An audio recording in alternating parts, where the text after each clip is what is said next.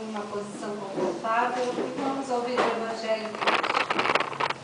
Evangelho capítulo 11, item 10, item 1, o maior mandamento.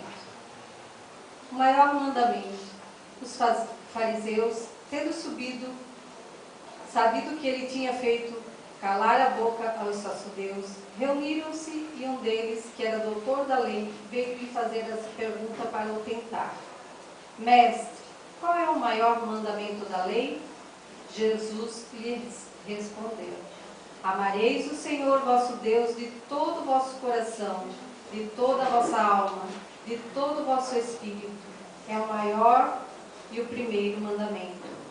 E eis o segundo, que é semelhante àquele: Amareis o vosso próximo como a vós mesmos. Toda a lei e os profetas estão contidos nesses dois mandamentos. Esses dois mandamentos, Jesus resumiu toda a lei divina, todos os 10 mandamentos.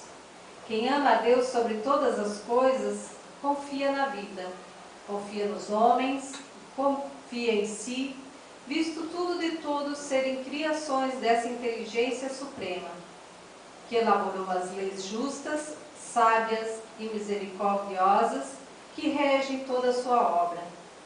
Quem já tem a sensibilidade percebe sua obra, na matéria inorgânica, nos seres vivos, na harmonia que regula as forças do universo, tudo indicando uma causa e fins inteligentes. Sente dentro de si uma força confiante na vida, no futuro, que lhe estimula a vontade de progredir sempre, mais e mais, e caminhar sempre para frente, porque sabe que tem um futuro feliz, uma perfeição a ser alcançada pela inteligência que tudo pode descobrir e saber, e no sentido pleno do amor, que faz sentir-se sempre ligado a todos os seres. O amor a Deus, na aceitação das suas leis, leva o homem a desenvolver em si o amor ao próximo, seus familiares, vizinhos, amigos, colegas, pessoas que vê na rua, porque veem todos como filhos de Deus como ele, pessoas que sonham, que trabalham, que amam, que tentam resolver os seus problemas, as suas dificuldades, na luta de todos os dias, errando e acertando, mas sempre no esforço de viver como todo filho de Deus, cada um nas suas possibilidades, e todos no mesmo caminho do progresso, da evolução permanente. Esse amor a Deus e ao próximo levam os homens a praticar a caridade, que é o amor em ação. É a única via de salvação, ou seja, a libertação da ignorância, do apego, da matéria, da imperfeição, da transcendência espiritual. Assim, entendendo, vamos nos amar para poder amar. Sendo assim, vamos pedir ao Pai que nos auxilie com este amor. Pai nosso, que estais nos céus, santificado seja o vosso nome. Venha a nós o vosso reino. Seja feita a vossa vontade, assim na terra como nos céus. O pão nosso de cada dia nos dai hoje. Perdoai as nossas ofensas, assim como nós perdoamos a quem nos tem ofendido. E não nos deixeis cair em tentações, mas livrai-nos de todos os males, que assim seja. E conosco hoje, para falar um pouco mais sobre o amor, a nossa amiga Francine.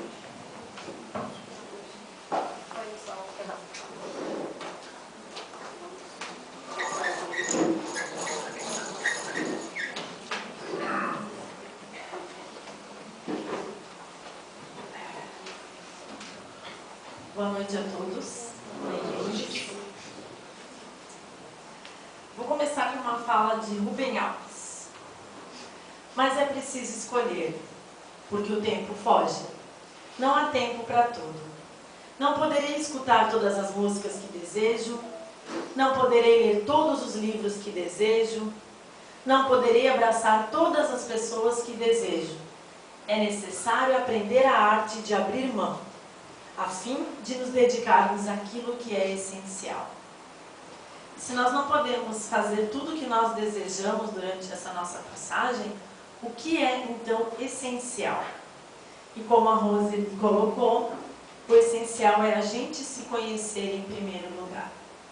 Não dá pra gente falar de amor, não dá pra gente falar de caridade, não dá pra gente falar de respeito ou de qualquer outra virtude para outra pessoa, para com a outra pessoa, se a gente não começar tendo conosco mesmo. Ninguém consegue dar ao outro aquilo que não tem. Então, quando a gente fala, né, dentro da casa espírita, da importância da gente se doar, da gente auxiliar, da gente colaborar, acima de tudo, a gente começa esse exercício dentro de nós. Depois que a gente desenvolve dentro de nós as virtudes que são necessárias, aí nós conseguimos passar adiante. Então, hoje, na verdade, eu vou falar de duas questões. É a minha última palestra desse ano aqui na casa.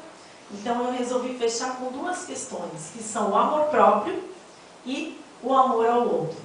Só que o amor próprio eu vou chamar hoje de autoconhecimento.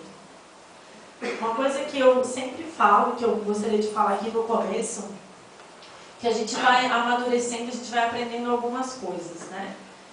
Eu aprendi no decorrer da minha vida que todos os dias para mim podem ser uma segunda-feira. Todos os dias para mim podem ser o meu 31 de dezembro. A gente vai aprendendo a não esperar, a não criar datas, a não criar um cronograma emocionalmente. Né? Nós podemos recomeçar situações da nossa vida em qualquer dia. E não precisa ser também no começo do dia. Qualquer horário do meu dia pode ser o meu despertar, porque eu posso ter acordado e não necessariamente ter despertado. Então esse é o desafio que eu quero lançar para vocês hoje. Que a gente consiga refletir um pouquinho sobre essas questões e buscar aplicar na nossa vida como se hoje fosse o nosso 31 de dezembro. Como se hoje começasse o nosso novo ciclo, como se hoje fosse aquela segunda-feira que a gente falou que vai começar alguma coisa de diferente dentro da nossa casa. Porque a questão da data é só um número. Espiritualmente falando, nós sabemos que os ciclos não são contados necessariamente a partir de um calendário. E a gente precisa começar a aplicar isso. Então, para começar, eu vou falar um pouquinho do conhecimento, né? Se a gente buscar em dicionários, por exemplo, lá no próprio Aurélio, né? Que conhecimento é a arte de conhecer algo, é você se apropriar de algo, é você conseguir trazer para si algo e tornar significativo. O que é a gente conhecer? É a gente conseguir reproduzir uma realidade. Conhecer alguma coisa é saber a realidade de alguma coisa. De qualquer coisa, tu conhece uma jarra? Conheço, uma jarra é um negócio que é para colocar água, açúcar, qualquer coisa dentro. Geralmente tem uma alça para a gente poder pegar melhor e assim por diante. Por que eu consigo explicar o que é essa jarra? Porque eu conheci uma jarra. Não necessariamente fisicamente, hoje a gente pode falar de conhecimento, né? Tanto virtualmente, estudando. E quando a gente fala em conhecer a si mesmo, não é tão fácil? Não é tão fácil. Por que não é tão fácil? Porque quando eu falei o exemplo aqui da jarra, a jarra está fora de mim. A jarra está no meu alcance de visão, a jarra pode estar no meu alcance de tato, mas ela está fora. E por que é tão difícil a gente se autoconhecer? Porque a gente está dentro desse sistema. Porque não é fácil essa história da gente sair, da gente abstrair para a gente se conhecer. Né? Externamente falando, por exemplo, é muito mais fácil outra pessoa talvez me descrever, me dizer como eu estou hoje, do que eu mesma. Então, para a gente se conhecer, a gente precisa de um outro movimento, que é o refletir. E aí eu fui buscar algumas leituras sobre refletir e encontrei algumas coisas que eu gostei bastante. Assim, ó. Que para chamar de reflexão, tem que ter uma volta sobre si mesmo. Olha que massa isso. Então, uma volta. Ou seja, é como se realmente eu saísse daqui e pudesse me enxergar. Isso acontece? Não, necessariamente nos momentos que eu quero. Não estou aqui para falar do que acontece na hora do sono, de corpo físico, corpo etéreo. Estou falando do conhecimento mesmo. Refletir é realmente a gente poder, então, dar essa volta sobre si mesmo. Ou seja, eu me coloco como meu objeto de estudo. Eu me coloco como aquilo que eu quero descobrir. O que é, ou quem é, ou como é. E ainda falando sobre a reflexão, né? A gente sabe que não é uma coisa muito fácil, porque a gente tem todos os sentidos envolvidos nessa história. E é claro que a gente tem, muitas vezes, nesses sentidos, né? a gente acaba não raciocinando friamente. A gente coloca muitas vezes já as nossas justificativas. Então, eu sei os meus defeitos, mas na hora de falar dos meus defeitos eu já coloco ali alguns motivozinhos. Mas eu sou assim porque aconteceu tal coisa. Não, mas eu reagi assim porque alguém fez algo para mim. Só que refletir verdadeiramente, se conhecer verdadeiramente, é ir muito mais a fundo do que isso. E a gente tem, de acordo com o nosso manual espírita, que é o manual prático, né, do Pérez, ele fala que a gente tem 3 formas para realmente fazer exercício de se conhecer. Pela dor, pelo convívio com o próximo e pela autoanálise. Essas são as 3 formas, ou os 3 caminhos, digamos assim, que vão nos possibilitar esse autoconhecimento. Pela dor, né? Parece uma coisa meio clichê falar assim, né? Pela dor. Mas, eu estava buscando nesse manual do Pérez, ele coloca uma expressão muito legal. Ele fala que a dor é algo teleológico, né? Para quem lembra lá, de quando a gente falava de teleologia, o que é? É tudo aquilo que tem um fim, que tem uma razão, que tem um para quê. Né? Geralmente a gente quer buscar no começo, mas por quê? Vamos deixar o porquê por enquanto, mas para quê? Então, a dor, ela tem um fim. E a dor, esse fim da dor, na verdade, é para quê? Para dar esse momento de reflexão. Então, quantas vezes a gente precisa de situações na nossa vida, né, de dor, seja física, seja emocional, seja para nos fazer parar, para nos fazer pausar alguma coisa que a gente estava fazendo frequentemente.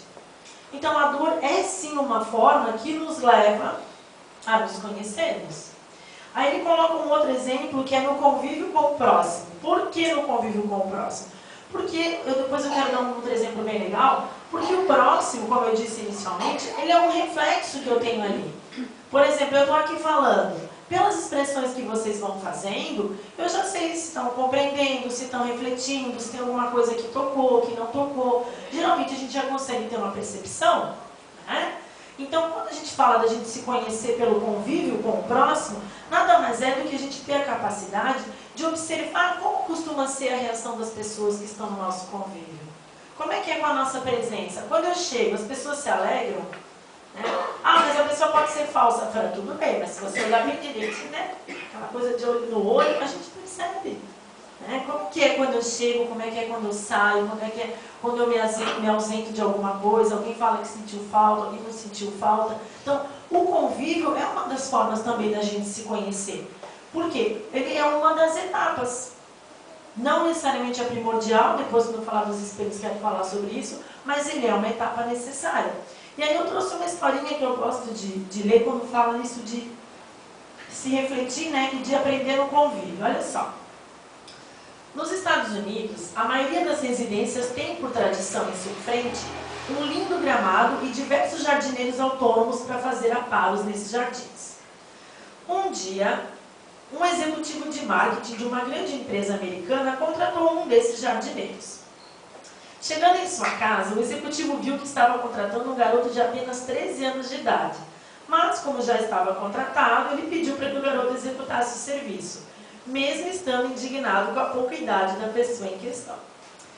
Quando o garoto já havia terminado o serviço, solicitou ao executivo a permissão para utilizar o telefone da casa e foi prontamente atendido.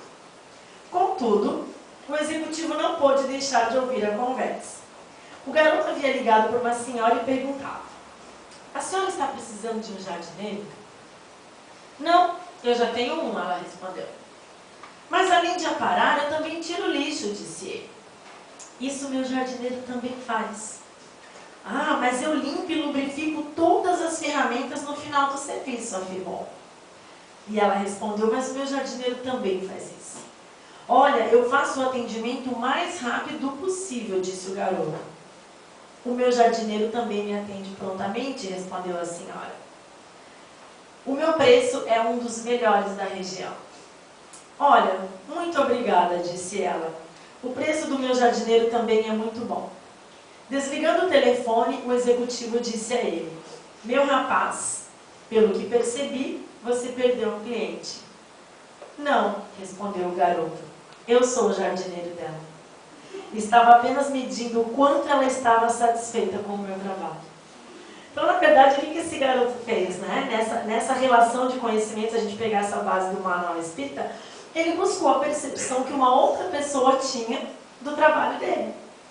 Né? Ele buscou esse reflexo na outra pessoa.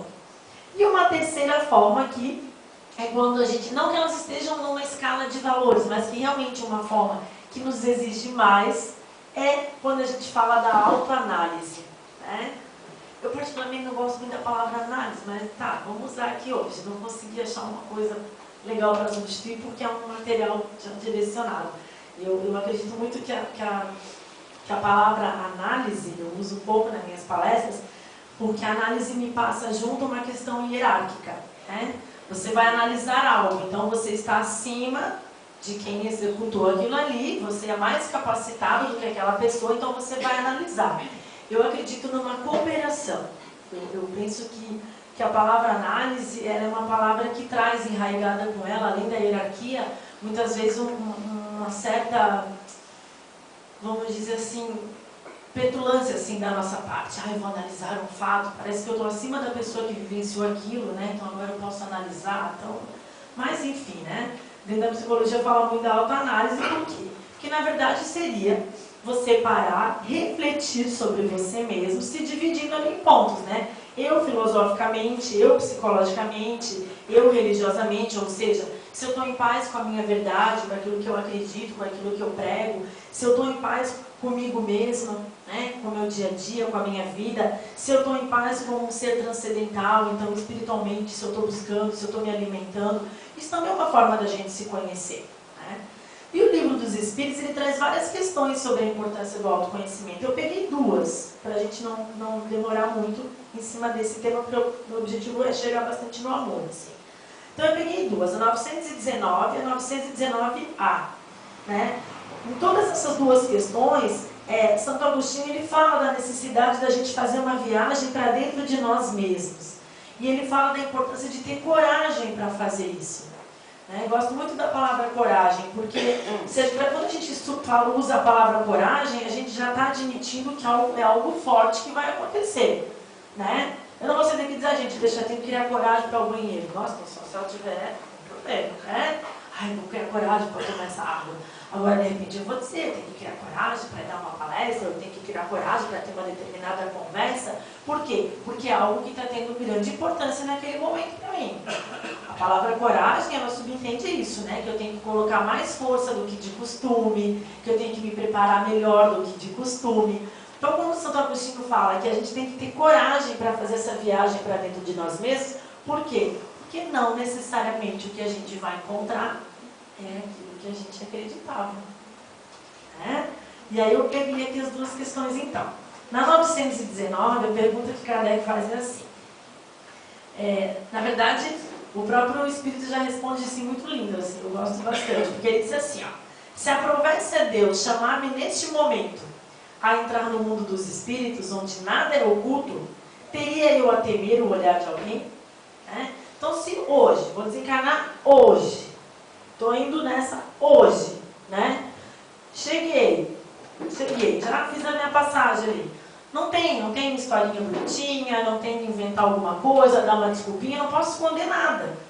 Né? Quando a gente faz esse nosso desprendimento, a gente fica ali livre de qualquer outra coisa que possa maquiar as nossas ideias, né? A nossa vida. E aí, eu teria mais alguma coisa que me desse medo, porque eu vou ter que prestar conta, né, dessa minha passagem aqui, ou eu teria mais coisas que me dariam alegria, que me dariam orgulho de contar que eu fiz? E aí, para resumir um pouquinho do que ele fala, ele coloca assim, ó, devemos examinar o que temos feito contra Deus, depois, contra o próximo, e por fim, o que fizemos a nós mesmos. As respostas poderão tanto ser tranquilizadoras para a nossa consciência, claro, né, se a gente estiver agindo sensatamente, porém, elas também podem indicar um mal que deve ser reparado, deve ser transformado para melhor. O conhecimento de si mesmo é a chave do progresso individual. Então, aí volta naquela questão da autoanálise, né? Se essas minhas respostas, se aquilo que eu tenho feito está em paz comigo mesmo, está em paz com aquilo que eu prego, com aquilo que eu acredito, com aquilo que eu vim para fazer, com aquilo que eu me propus, com certeza isso vai me tranquilizar. Agora, se não foi bem assim que eu fiz, né, isso já vai causar um certo temor. E no Evangelho, também tem uma parte bem importante no capítulo 17, eu escolhi 2 itens só. No item 3 diz assim: o homem de bem interroga a consciência sobre todo o bem que fez e todo aquele que deixou de fazer. E no 11 diz assim: sem humildade construímos uma virtude que não temos, como se tivéssemos uma roupa para esconder deformidades do nosso corpo. Aí entra uma questão forte, que é a questão da humildade sincera, né? Por quê? Porque muitas vezes a gente se pega falando, né? Eu, pelo menos, que a gente fala assim: puxa, eu acabei não conseguindo fazer nada ali para ajudar naquela situação, mas eu não atrapalhei. Como se isso fosse sensacional, né? Ah, eu não sei se eu faço bem todos os dias, mas eu não faço mal, já é o começo. Não, filho, não é. Né? Por quê? Porque quando a gente fala aqui que ele interroga a consciência sobre o bem que fez, o que deixou de fazer, eu não fazer o bem, eu estou dando espaço para que o outro faça o que é considerado mal. Né? Então não existe essa coisa de, não, eu não ajudei, mas eu não atrapalhei. Não, se você não ajudou, você já atrapalhou, ponto. Se eu não estou fazendo bem em todas as situações que acontecem no meu caminho, eu já estou fazendo mal. É meio triste ouvir isso, né? Mas é verdade, a gente faz isso. Então a gente tenta buscar uma neutralidade, né? Ah, eu não fiz o bem, mas eu também não fiz o mal. Por isso que eu digo que é importante dessa humildade sincera. Por quê? Porque quando ele coloca aqui esse exemplo, né? Sem humildade, construímos virtudes que não temos. É onde a gente se justifica. Não, olha, eu não sou uma pessoa que ajuda, né? Ah, mas eu também não sou alguém que maltrata, não sou alguém que machuca, nossa. Né? Esses dias... Meu Deus, está filmando? Não posso dar uns exemplos. Esses dias uma pessoa falou assim pra mim, a gente estava lá no grupo de proteção animal, e ela estava saindo do grupo, ela disse assim: olha, eu não gosto de bicho. Né? Aí eu fiz aquela minha concentração para fazer cara de paisagem, assim, né? Para não fazer aquela minha cara de quero voar na tua cabeça, né? Aí ela disse: olha, eu vou ser sincera, eu não gosto de bicho, né? Aí eu fiz aquela cara assim: ah. Ela disse: mas eu também, nossa, né, gente? Também não sou nenhum monstro, nunca atropelei nenhum, nunca matei nenhum. Aí, daí eu fiquei com aquilo, olha que triste, né? Fiquei com aquilo. Aí um dia, numa outra situação com essa pessoa, nós estávamos falando de outra situação, daí envolvendo pessoas, não animais. E ela, aconteceu uma coisa no nosso trabalho e ela comentou, e daí eu olhei e falei: ah, mas eu também nunca matei, nunca. Ela: meu Deus, tu ficou, eu sabia, tu tinha ficado com isso na tua cabeça, eu não tinha que ter respondido isso. E por quê? Porque a gente quer maquiar o negócio, né? Olha, por exemplo, eu não fiz maldade para ninguém, não fiz maldade, eu só não ajudei. Mas muitas vezes, o bom dia que você não dá, olha, já escutei essa esses dias.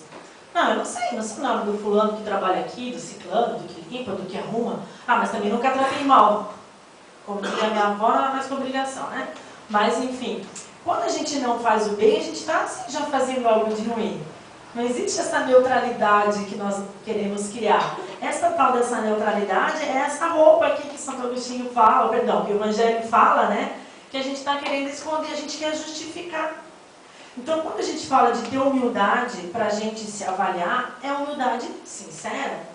É saber que, de repente, no momento que eu vou olhar para mim, que eu vou me avaliar, eu vou encontrar coisas que não são legais. Né? De repente, a Fran que eu penso que eu sou, não é a Fran que realmente está acontecendo. E é no contato com o outro, é nesses momentos de me avaliar que eu vou descobrir: não sou bem assim. Né? Porque, de repente, se 100 pessoas me falam uma outra informação, está na hora de eu parar para pensar. E, né, no Evangelho de João, quando Jesus coloca, né, quem estiver sem pecado, atire a primeira pedra. Por quê? Porque quando a gente se conhece, a gente faz o exercício de se conhecer, a gente descobre os nossos defeitos. Né? Temos. Eu tenho só alguns milhares. Assim. Então, quando a gente descobre os nossos defeitos, a gente passa a lembrar que o outro também pode ter defeito. Né? E aí a gente pega aquela pedrinha que a gente ia tirar e começa a guardar a pedrinha. Por quê? Porque se eu tenho os meus defeitos, o meu próximo, né, também pode ter. Só uma parte aqui, nem tinha escrito isso, mas essa semana eu estava numa outra casa espírita e eu brinquei com uma situação que eu falo que tem uma regrinha que eu aprendi quando eu era muito novinha, pequenininha eu não cresci muito, mas que eu era muito novinha e hoje eu vejo as pessoas falando e eu fico muito feliz assim, de ver. Eu aprendi lá na minha família que é a regrinha dos 5 minutos. Hoje a gente vê até nas redes, não sei se vocês conhecem, a regrinha dos 5 minutos. A regrinha dos 5 minutos que eu aprendi quando eu era bem criança diz assim, que se aquilo que eu tenho para criticar, né, para falar para você, aquela crítica que eu tenho, você não tem como solucionar em 5 minutos, eu fico quieta. Então, o teu cabelo está armado, estamos no vento, ou olha, esqueceu o zíper aberto, ou você derrubou um objeto. São coisas que você tem como em 5 minutos ali resolver aquilo ali. Agora, chegar para alguém e falar, olha, você é isso, você é aquilo, você está gorda, você está magra, você está muito pálida, você está muito corada, você está muito branco, você tá... A pessoa vai resolver em 5 minutos? Não, então para que falar? Tem um ditado muito culto também que diz que opinião é igual pizza, que a gente só dá quando pedem. E isso é a gente aprender a não atirar a primeira pedra. Porque a gente está vivendo um momento que parece que todo mundo tem que ter opinião sobre tudo. Redes sociais, então nem se fala. Tem uma palestra aqui que eu foquei bastante nas redes sociais. Todo mundo quer fazer textão, hashtag pronto falei, ninguém perguntou. Como eu não posso lá escrever, ninguém perguntou, como vou ficar um pouquinho grossa, se eu escrever isso, mas eu penso, vou confessar que eu penso.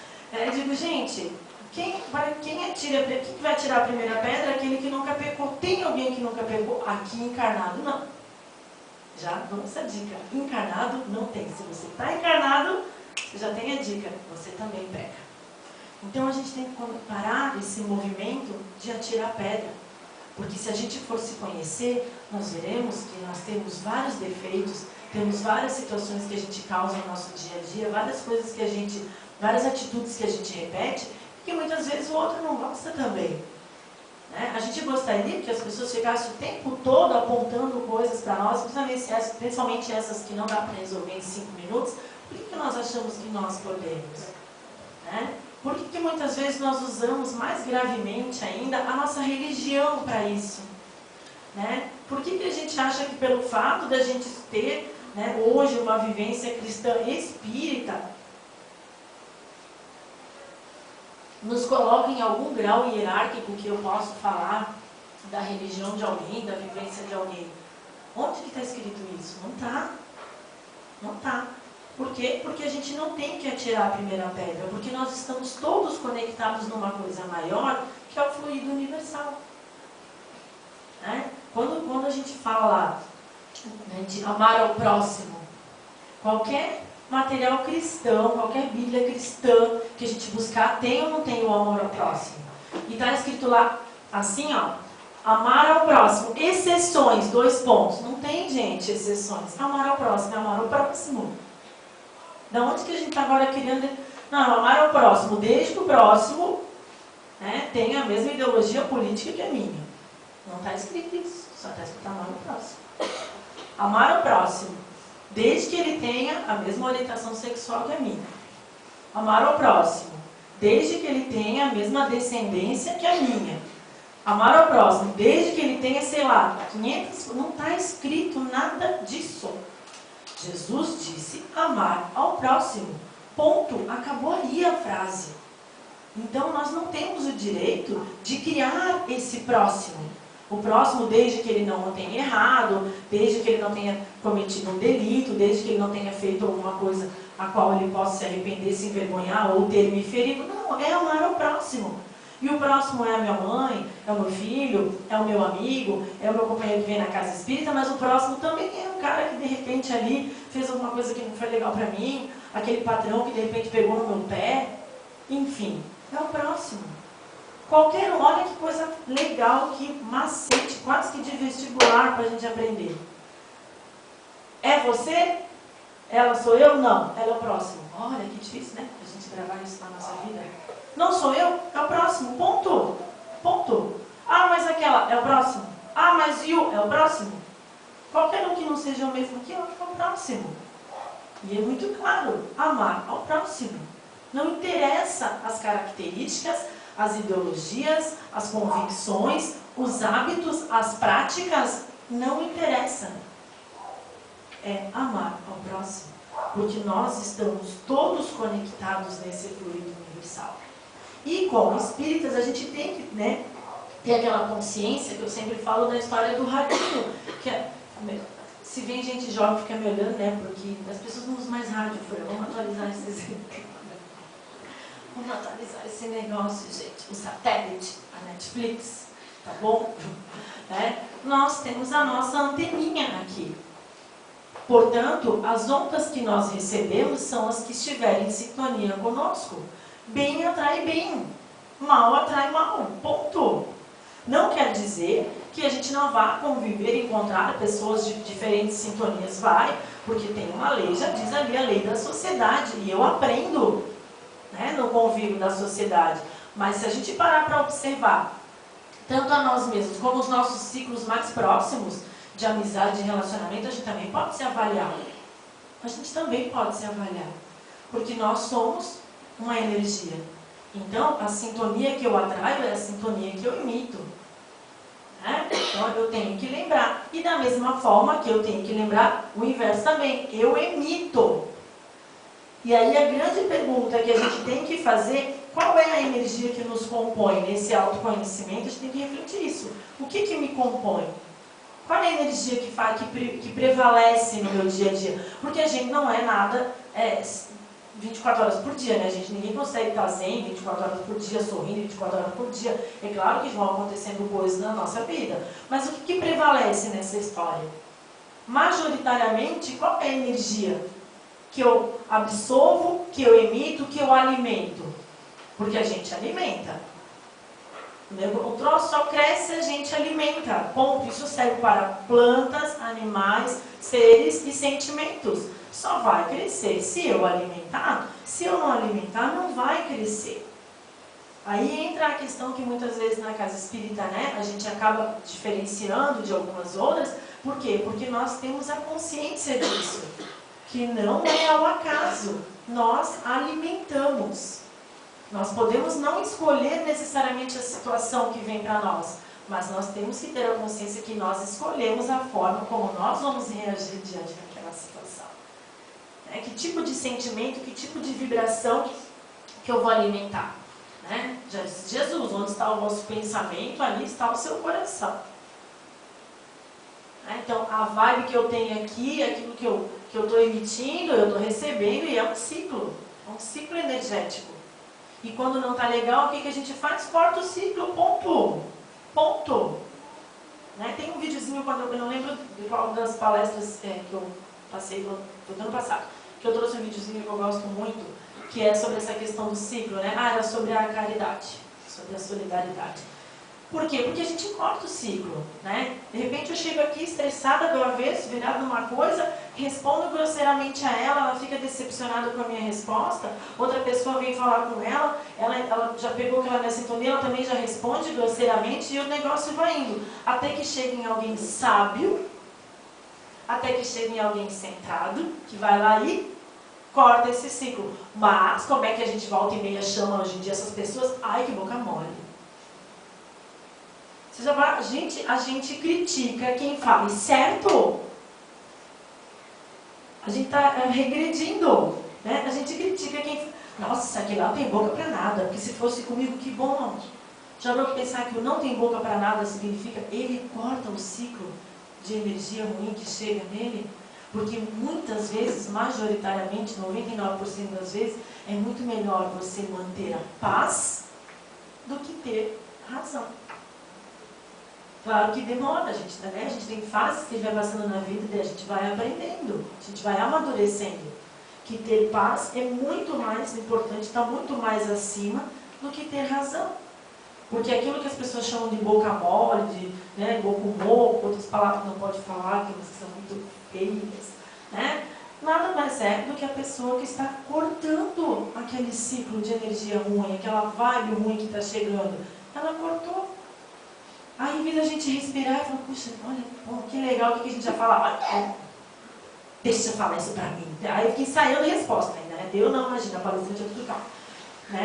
Se bobear, a gente tá lá ensaiando já a resposta. Ai, fulana, fala de novo aquilo, porque agora eu pensei em uma resposta melhor.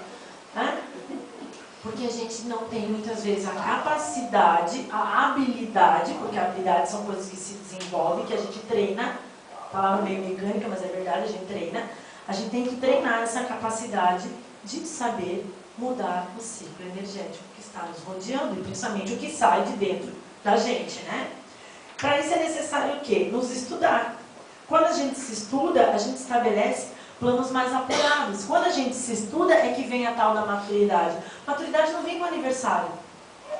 Maturidade não vem com aniversário. Até que a gente conhece pessoas que muitas vezes já viveu muito mais anos do que a gente de idade, e que a gente fica, meu Deus, né? E a gente às vezes também. Porque a maturidade vem à medida que nós aprimoramos a nossa capacidade de nos conhecermos e de aplicar na prática aquilo que a gente conheceu.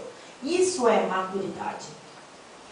Uma outra situação importante é que a partir do momento que a gente se conhece, a gente consegue filtrar. Né? Por exemplo, se você cozinha bem, chega um momento que você não precisa mais de caderno. Olha, o caderno, para ninguém mais usa caderno, as pessoas com tablet na cozinha, com smartphone, para de falar coisa de velho. Enfim, né? Você já não precisa de nada lá para ler a receita, você já percebe. Abriu o forno, você já, essa massa já está boa, essa massa não está boa, e coisas do gênero. Quando a gente está começando um negócio, a gente vai lá, bota um garfo, uma faca, aquele negócio, palito de dente, grita, pede socorro, liga para a mãe, pergunta se é assim que tem que ficar aquela massa. Quando a gente já aprende, a gente já consegue. E isso é com a gente também.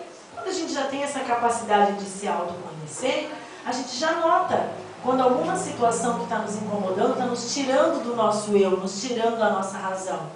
E aí a gente desenvolve a capacidade de filtrar, de saber o que levar e o que não levar. E aí eu trouxe uma historinha que eu já li aqui em outra palestra, mas que eu gosto. Certo dia, Thomas Edison chegou em casa com um bilhete para sua mãe. Ele disse: "Meu professor me deu este papel para entregar apenas a você." Como não sabia ler, entregou nas mãos de sua mãe. Os olhos da mãe lacrimejavam ao ler a carta.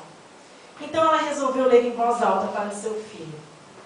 "Seu filho é um gênio. Esta escola é muito pequena para ele e não tem suficientemente professores ao seu nível para treiná-lo. Por favor, ensine-o você mesmo." Depois de muitos anos, Edison veio a se tornar um dos maiores inventores do século. Após o falecimento de sua mãe, resolveu arrumar a casa, quando viu um papel dobrado no canto de uma gaveta. Ele pegou o papel, abriu e, para sua surpresa, era a antiga carta que o seu professor havia mandado para sua mãe. Porém, o conteúdo era outro que sua mãe leu anos atrás. "Seu filho é confuso e tem problemas mentais. Não vamos deixá-lo mais vir à escola." Edison chorou durante horas e então ele escreveu em seu diário: "Thomas Edison era uma criança confusa, mas graças a uma mãe heroína e dedicada, tornou-se o gênio do século." Ou seja, né? Quantas vezes na nossa vida a gente tem que mudar o conteúdo da carta? Quantas vezes a gente tem que transformar aquele conteúdo para não passar para frente uma situação de mágoa, para não passar para frente uma situação de aborrecimento, para não ampliar uma energia negativa? A gente tem que aprender a mudar o conteúdo da carta. Porque se a gente desenvolve o nosso autoconhecimento, a gente desenvolve, acima de tudo, o nosso amor próprio. E amor próprio não é egoísmo. Egoísmo é achar que tudo foi feito para me servir. E amor próprio é lembrar que eu sou centelha divina e tudo que acontece próximo a mim veio para o meu crescimento, mas eu tenho que me colocar na bondade, na situação de bondade. E aí, né, aquele que não ama a si próprio, ele não consegue amar o outro. Como eu falei lá no começo, ninguém dá para o outro o que não tem. Se eu sair agora e a pessoa pedir R$2, eu não tenho, gente. Como é que eu vou dar R$2 a essa pessoa? Não dá, né? Então, como é que eu vou dizer, eu amo aquela pessoa, se eu não sei me amar primeiro, se eu não me valorizo enquanto uma centelha divina, se eu não me reconheço como um ser em evolução, se eu não me reconheço como um ser em aprendizagem, como um ser único. Porque para ser amor, tem que ser incondicional. Isso é amor, né? Não é amor da novela, né? Na novela nós acordamos bonita, gente. A gente não. Eu, pelo menos. Né? A gente tem que se amar com os nossos defeitos, com a nossa cara amassada de manhã, né? Com aquele negócio que parece que passou um vento, assim, quando a gente gente levanta, né? Uma vez alguém falou assim pra mim, ah, mas tome tempo. Quando você casar, não, mas acorda antes que o seu marido, não deixa ele se... Eu falei, o quê? O quê? Vai querer casar comigo? Vai me ver com a cara amassada assim. Vai me aguentar na TPM? Sim. Vai me aguentar quando eu tô fechando nota? Sim, né? Por quê? Porque também vai ser o primeiro a ver quando sai pronta, bonita, com aquela rabucada lá de reboco que cobre tudo. Vai ver quando eu tô alegre. Isso é o amor que a gente fala. Amor incondicional. Eu tenho que me amar com os meus defeitos. Não significa que se esses meus defeitos ferem alguém, eu vou dizer, ai, mas é meu. Não, pera, opa, né? Mas se esses meus defeitos fazem parte da minha caminhada e são o que estão me fazendo crescer, eu tenho que aceitar assim. Por quê? Porque se eu aceito os meus, eu aceito o do outro. Amor é alimento da alma. Se eu me amo, se eu me aceito, se eu me respeito, eu sei amar o outro, respeitar o outro e aceitar o outro. Agora, se nem eu me aguento, como é que eu vou querer que o negócio vá para frente? Não tem como. Amor transborda. O problema, tão lindo, né? Amor transborda, mas e o problema é que não é só amor que transborda. Gente, lembrei, eu olhei para aquela porta do banheiro, lembrei de outras coisas que transbordam. Bem mais tristes, né, gente? Por quê? Porque coisa ruim também transborda. Então, se em vez de alimentar amor, eu alimentar mágoa, né? Raiva, né? Aquela coisa de reclamação, isso também transborda. Chega uma hora que eu estou reclamando para todo mundo, estou magoado com todo mundo, estou brigando com todo mundo. O que a gente quer que transborde da gente? Ponto. Ponto. Amor é algo que sai de mim. Chega uma hora que está tão cheio aqui que eu não preciso chegar, ai, oi, eu sou uma pessoa amorosa. Não, não precisa. Ninguém precisa chegar e dizer, oi, sou alegre. Não. Né? Por quê? Porque chega um momento que aquilo já não cabe mais só para nós. Lembra o exemplo do bolo? A gente vai lá, faz um bolo, não é meu caso, mentirinha esse exemplo, não sei fazer. Você vai lá, faz um bolo, ficou maravilhoso. Primeira coisa que você pensa, vou levar um pedaço para fulano, ou para ciclano, ou para quem ensinou a fazer. E isso é com o que tem dentro da gente. Aquilo que tem dentro da gente transborda para o outro. Outra historinha. O menino olhava a avó escrevendo uma carta. A certa altura ele perguntou, você está escrevendo uma história que aconteceu conosco, vovó? Por acaso é uma história sobre mim? A avó parou a carta, sorriu e comentou com o neto. Olha, estou escrevendo sobre você, é verdade? Entretanto, mais importante do que as palavras é o lápis que eu estou usando. Gostaria que você fosse como ele quando crescesse. O menino olhou para o lápis, intrigado, não viu nada de diferente naquele objeto. Mas vovó, ele é igual a todos os lápis que eu já vi na minha vida. E ela disse, tudo depende do modo como você olha as coisas. Há 5 qualidades nesse lápis. Olha, eu perdi aqui, ó. Há 5 qualidades nesse lápis que, se você conseguir manter pela sua vida, será sempre uma pessoa em paz com o mundo. Primeira qualidade. Você pode fazer grandes coisas na vida, mas não deve esquecer nunca que existe uma mão que guia os seus passos. Esta mão nós chamamos de Deus. E Ele deve sempre conduzi-lo em direção à sua vontade. Segunda qualidade do lápis. De vez em quando eu preciso parar o que eu estou escrevendo e usar o apontador. Isso faz com que o lápis sofra um pouco, mas no final ele está mais afiado. Portanto, saiba suportar algumas dores, porque elas o farão ser uma pessoa melhor. Terceira qualidade. O que realmente importa é lembrar que nós diariamente usamos uma borracha para apagar aquilo que está errado. Entenda, então, que corrigir uma coisa que fizemos não é necessariamente algo mau, mas uma etapa importante para nos manter no caminho da justiça. Quarta qualidade. Não há diferença se o lápis é de madeira ou outro material, não importa a sua forma exterior. O grafite que está dentro, sim, fará toda a diferença. Portanto, sempre cuide daquilo que está dentro de você. E, finalmente, a quinta e última qualidade do lápis. Ele sempre deixa uma marca. Da mesma maneira, saiba que tudo que você fizer na vida deixará traços. E procure ser consciente de cada ação. Então, nós somos esse lápis. Às vezes a gente tem que se apontar um pouquinho, dói bastante. Ver que a gente não está mais apto para aquela função ali se a gente não mudar. Às vezes a gente tem que voltar atrás, né? Ou apagar ali, pedir desculpa, pedir perdão, admitir que fez errado e tentar fazer diferente dali para frente. A gente tem que lembrar sim que existe uma mão maior nos guiando. A gente tem que lembrar também que apesar de todo o cuidado que a gente tem que ter com o nosso corpo físico, porque é ele que nos permite a caminhada, o mais importante é o que está dentro, né? E a gente deixa a marca por onde a gente passa. Para encerrar, eu falei antes ali a importância do momento de autoanálise. Eu li um livro, chama-se Dorothy Briggs, o nome dessa psicóloga. Ela passou muito tempo falando sobre a questão da autoimagem.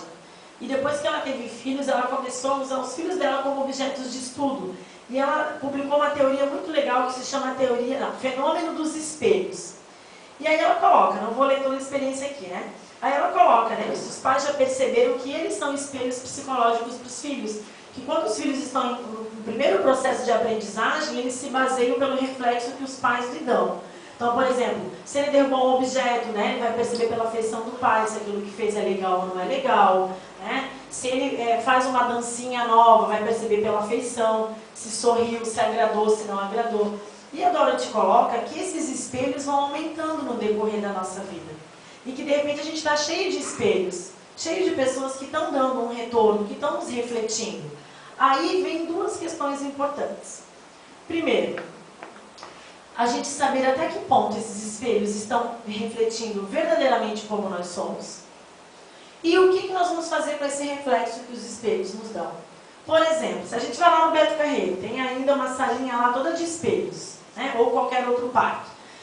Aí a Fran vai lá, num espelho a Fran está enorme de alta, no outro espelho a Fran está muito baixinha, no outro espelho a Fran está mais gordinha, no outro espelho está mais magrinha. O que geralmente a gente faz? A gente começa a rir, né, nessas salas.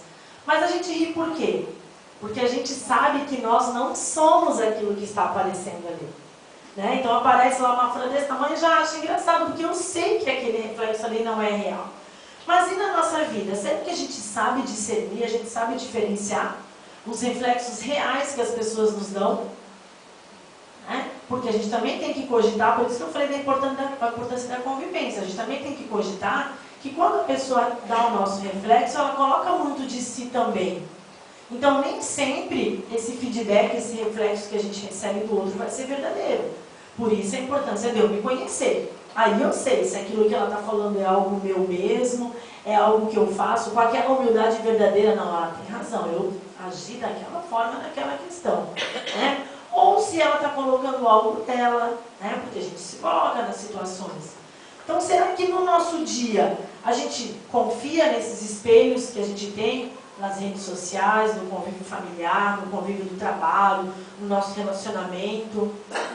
E o mais importante de tudo, que eu acredito, a gente sabe o que fazer com o que esses espelhos nos devolvem? Quando a gente faz a nossa autoanálise, já não é fácil. Quando a gente permite que outra pessoa faça parte desse nosso processo de autoconhecimento, a gente sabe o que fazer com os resultados que essa pessoa nos dá?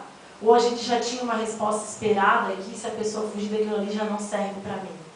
Já não pode mais ser minha amiga, já não pode mais ser meu companheiro, já não pode ser minha companheira, porque já está falando uma coisa que não é aquilo. Se eu chego na casa espírita, de repente chego aqui achando que eu sou, né, uma vítima de N situações, chego aqui e descubro que não foi bem assim, eu aceito, né? Eu tenho a humildade de refletir para ver se eu fiz daquela forma mesmo ou não, vou procurar outra casa. E depois eu vou para outra casa e para outra casa, até achar uma casa que de repente aconteça de alguém me dizer aquilo que eu queria ouvir. Então, como é que a gente lida com os espelhos? Todo e qualquer espelho, a gente tem que lembrar aquilo que eu falei antes. Amor é incondicional.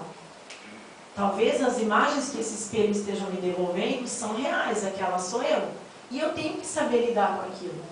Eu tenho que saber o que fazer com aquele resultado. Eu vou seguir em frente, eu posso me melhorar, eu posso fazer de uma outra forma. Né? A gente sempre lê assim, né, que o tempo cura tudo. O tempo cura o que a razão não cura, em coisas do gênero. Eu já penso que o tempo sozinho não faz nada. Até porque senão quando a gente tem muito problema, a gente podia se trancar no quarto, ficar uns 3 anos depois sair. Né? Passou 3 anos, agora já deve ter acabado os problemas. O tempo sozinho, ele não faz nada. O tempo cura quando nós permitimos usar esse tempo para nos avaliarmos, para exercitar esse nosso amor, ou essa falta de amor, ou aquilo que a gente acreditava ser um amor. Uma outra situação também, a gente tem que se permitir ao longo dos anos, lembrar que nós somos uma usina geradora de energia, portanto o combustível que eu colocar para alimentar a minha usina é o que está me movendo, para lembrar que o outro também é uma usina geradora de energia, que nós temos falhas, que nós viemos nessa encarnação, nós encarnamos nesse planeta porque nós somos seres perfectíveis, mas ainda não somos perfeitos, portanto, nós viemos sim para aprender, e a gente só aprende treinando muito, errando muito, refazendo os caminhos, né? E uma outra coisa importante, como eu falei para vocês, né, que eu sempre acreditei todo dia, o 31 ali de dezembro, o que eu estou emitindo? Porque a gente se preocupa muito com o que está vindo para a gente na vida, mas a gente para se preocupar com o que a gente está mandando. Ah, meu país é um país cheio de governante corrupto, mas ninguém nasceu governante, ponto, alguém votou. Ninguém nasceu corrupto, ponto, se alimentou. E o que eu alimento em mim? Ah, porque nosso país é preconceituoso. Preconceito também é uma coisa que se exercita. Quando eu não exercito ali o amar o próximo, ponto. Lembrem sempre disso.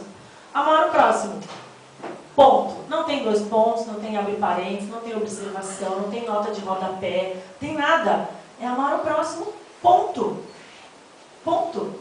Não importa quem seja esse próximo. E aí, como eu comecei com o Rubem Alves, eu vou terminar com o Rubem Alves. Sem tempo para lidar com mediocridades. Eu não quero estar em lugares onde desfilam egos inflados. Eu não tolero gabolices. Inquieto-me com invejosos tentando destruir quem eles admiram, cobiçando seus lugares, talentos e sorte. Lembrei-me agora de Mário de Andrade, que afirmou: as pessoas não debatem conteúdos, apenas rótulos. Meu tempo tornou-se escasso para debater rótulos. Quero a essência, minha alma tem pressa. Nossa alma tem pressa. Nós temos que querer a essência. E a essência é lembrar que nós somos centelhas divinas. Nós. Eu sou, ele é, o vizinho da esquina é, o cara que tem outra ideologia política diferente da minha é, o cara que tem outra orientação sexual é, a pessoa que tem uma outra descendência é. Todos somos centelhas divinas. Não vamos perder o nosso tempo. O nosso tempo é muito precioso. Então, vamos fazer o nosso 31 de dezembro hoje, vamos fazer a nossa segunda-feira hoje, vamos fazer o nosso recomeço hoje. Porque acima de tudo, acima de qualquer classificação religiosa, espírita, não espírita, o que for, nós estamos numa caminhada de aprendizagem. Aprendizagem é conhecimento. Então, tudo que acontece no nosso caminho, a gente tem que tirar conhecimento. Só que quando a gente tem conhecimento sobre algo, a gente fica intrinsecamente ligado àquilo. Né? Se tiver um médico aqui e eu cair dura, verde, azul, roxa, automaticamente ele já vem. Por quê? Mas ele não vai dizer, não, eu não estou no horário de médico, eu venho assistir uma palestra. Por quê? Porque quando a gente tem conhecimento sobre alguma coisa, a gente tem compromisso com aquilo. E se nós temos conhecimento sobre a verdade cristã que nós viemos desenvolver aqui, a gente tem que assumir esse compromisso com isso. Boa noite a todos.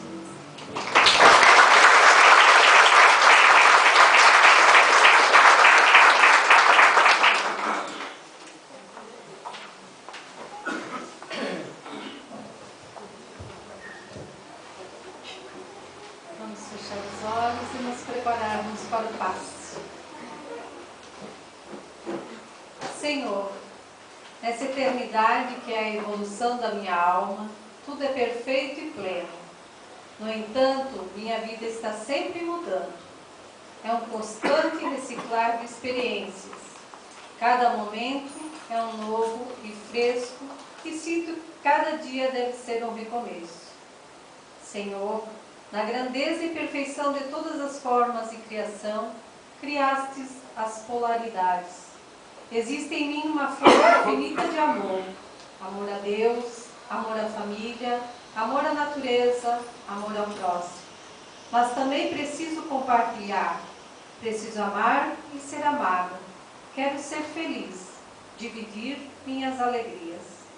Senhor, ilumina minha alma, acalma meu coração, liberta-me dessa angústia e solidão. Direciona seus passos na sequência certa para uma união feliz. E que eu atraia somente pessoas dignas e benéficas para a minha vida. Senhor, que a onipotência em sua mão se estenda sobre mim, abençoando todo o meu ser. Que assim seja e assim é. Ave Maria, cheia de graça, Senhor é convosco. Bendita sois vós entre as mulheres, e bendito é o fruto do vosso ventre, Jesus. Santa Maria, Mãe de Jesus, rogai por nós, filhos de Deus, agora e na hora de nosso desencarne, e que assim seja. Tenhamos todos uma excelente semana e até o próximo encontro.